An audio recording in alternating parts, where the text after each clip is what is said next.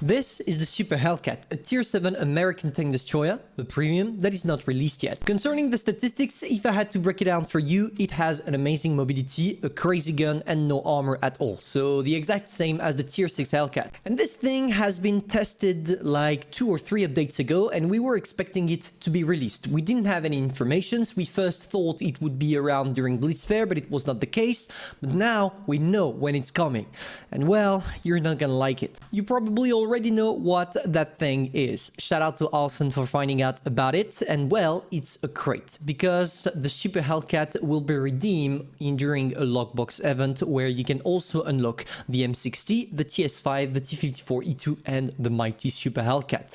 We don't know yet when it will be coming. It should be either next update or maybe the 8.81.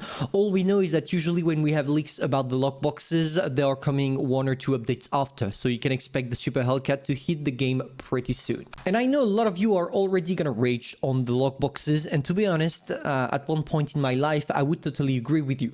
But nowadays it seems like Wargaming made some changes, because the last time it was introduced it was for the AMX CDA 105 and it was just a great event. A great event, but only for people that didn't have any of the tanks proposed in the lockboxes, because for me that already owns everything, I was just gambling in order to get parts for the CDA. But through my gambling, I spent probably around 40 to 50 euros and I got a lot of things. For 50 euros, I was really compensating for what I spent. I got an AMX M454 twice. I got the AMX first prototype, the AMX M449, if I remember correctly, the CDA, and all of those tanks for only 50 bucks, which is reward, an overall reward of more than 100, even 150 euros. So now, that being said, as we all know how those are going to be redeemed, let's take a look at the rewards. The first one, and obviously the mighty one, is the M60. And if I had to sum it up or break it down for you, if you have the M48 pattern, this one is the exact same, but that features a better gun.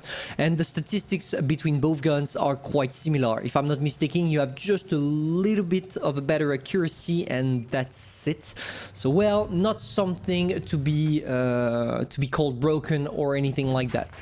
The M60, in my opinion, is still a cool tank. Not the best, it's in the norm, and that's for the best because, well, last time Wargaming released the AMX M454 in those lockboxes, we had plenty of those tanks at tier 10 and it was just horrible to play. It's like when Wargaming releases the Smasher, Annihilator, or all of those things.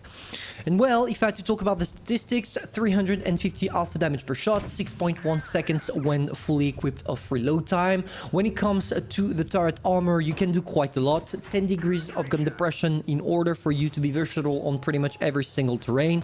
And finally, to finish off, maybe something to notice, a weak ammo rack at the front, same as the one you have on the T125, so be careful about that. On top of that, the M60 comes with an attached legendary camo, and also the overall look of the tank is just way better than the one you have on the regular pattern. One last thing to notice, the M60 will not make credits. It's a premium that doesn't feature the credit coefficient of a premium. If you want to buy the M60, keep in mind that it's just a regular tank. And you might ask why.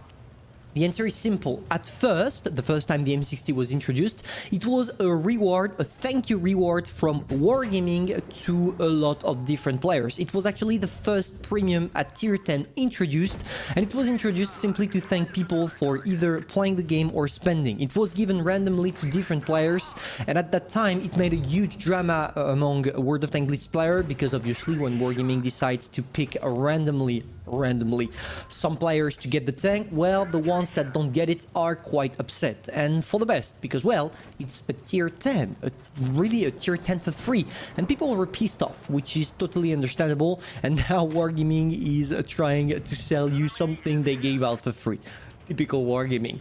So yeah, this is what you can expect for the M60 lockbox, what you can expect with the tank. And if I had to tell people to get it, I would tell you that get that tank if you're comfortable playing in all down, and also if you are an aggressive player, because with this thing, as you have a great turret armor, you can try some different things. Keep in mind one thing, the turret cheeks are able to get penetrated if the enemies are using gold shells. So yeah, be careful about that, and if you do, you shouldn't struggle too much and you should be able to get some good games, like it's the case with this one. Here you see my total credit being only 8k 8k credits. You see that, well, you are not a tank that will make credits at all. Now, of course, talking about the Super Hellcat that is not released yet, we're gonna base ourselves on the regular Hellcat. So as I just mentioned at the beginning of that video, the main difference between both tanks being that with the new Super Hellcat at tier 7, you have a better overall mobility, plus, of course, a better gun. Well, both tanks are going to be quite similar. Is it going to be an extremely good tank? The Super Hellcat will be broken. I guarantee you it will be. But there is a catch. It will be broken only in the hands of the right players. As you don't have any armor at all, you will get punished for every single mistake you make, which is a good compensator for a tank not to be broken. Let me explain.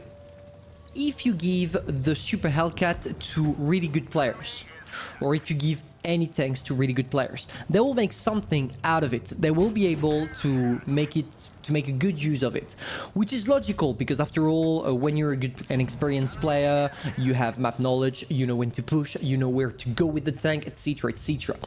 But if you're a new player given the Super Hellcat, even if the statistics on paper are just something to dream about, you will not be able to experience it as its fullest, which is for the best because those kind of tanks are just the best for one simple reason: it's broken in the hands of the right player and completely useless in the hands of the wrong player, because, well, the armor profile will not allow you to bounce anything.